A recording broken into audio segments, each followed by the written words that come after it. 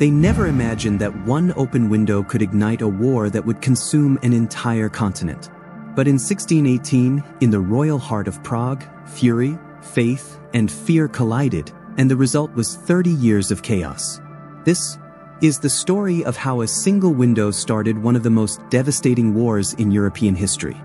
The early 17th century was a time when religion ruled the hearts of men, and divided them just as deeply. Across Europe, kingdoms and empires were still reeling from the Protestant Reformation. The continent was a fragile puzzle of Catholics and Protestants, kings and princes, each one suspicious of the other. And nowhere was this tension more alive than in the Kingdom of Bohemia, today's Czech Republic. A land of castles, cathedrals, and contradictions.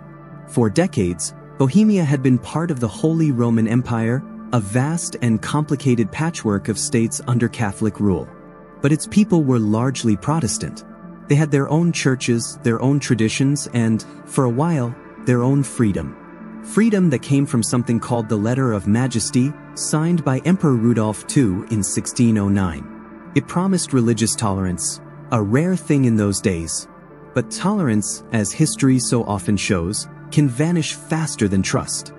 When Emperor Rudolph died, his cousin Ferdinand of Styria inherited the throne. Ferdinand was no friend to Protestants. He was fiercely Catholic, raised by Jesuits, taught that faith must be pure and heresy must be crushed. To him, the Reformation wasn't reform, it was rebellion. Soon after his rise, Protestant churches in Bohemia began to close, one by one. Priests were removed, buildings confiscated, worship forbidden. To the Protestant nobles of Bohemia, this wasn't just an insult, it was betrayal. And so, in May of 1618, a group of them gathered inside the royal castle of Prague. The atmosphere was electric, the air thick with anger and incense. They had summoned two imperial governors, Yaroslav Borida of Martinice and Vilém Slavata of Chlum, both loyal Catholics who represented the emperor. The Protestants demanded answers. Why have our churches been destroyed? Why has our freedom been broken? The governors stood firm, insisting they had only followed orders from the crown, that the emperor's will was divine law. The room erupted. Shouts turned to threats. The nobles accused the governors of betraying the people and lying to God himself. And then came the moment that would echo through centuries. The nobles seized the two officials, along with their secretary, and dragged them across the stone floor toward a massive window overlooking the moat.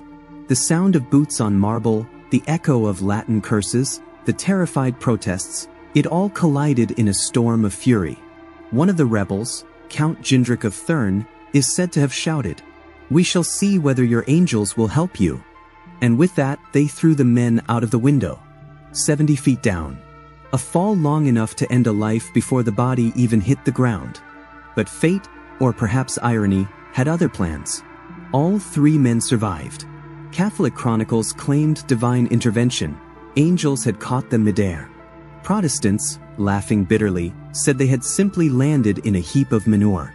Whichever you believe, it didn't matter. The symbolic damage was done. That single act, that defenestration, had shattered more than glass. It had shattered peace itself. Ferdinand saw it as open rebellion.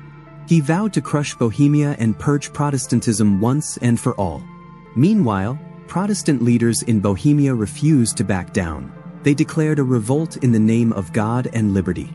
They even elected their own Protestant king, Frederick V of the Palatinate, challenging Ferdinand's rule directly. The spark caught the dry grass of Europe. Soon, armies marched under banners of faith, not just from Bohemia, but from across the continent. Spain, Austria, the Netherlands, Sweden, Denmark, France, all would join the bloodbath in one way or another. It was no longer about religion. It was about power, pride, and survival. What followed was the 30 Years' War, one of the longest, darkest chapters in European history. Villages were burned, crops destroyed, entire regions starved. Diseases spread faster than faith ever had. An entire generation grew up knowing nothing but war. From 1618 to 1648, the Holy Roman Empire became a battlefield, a land of smoke and broken prayers.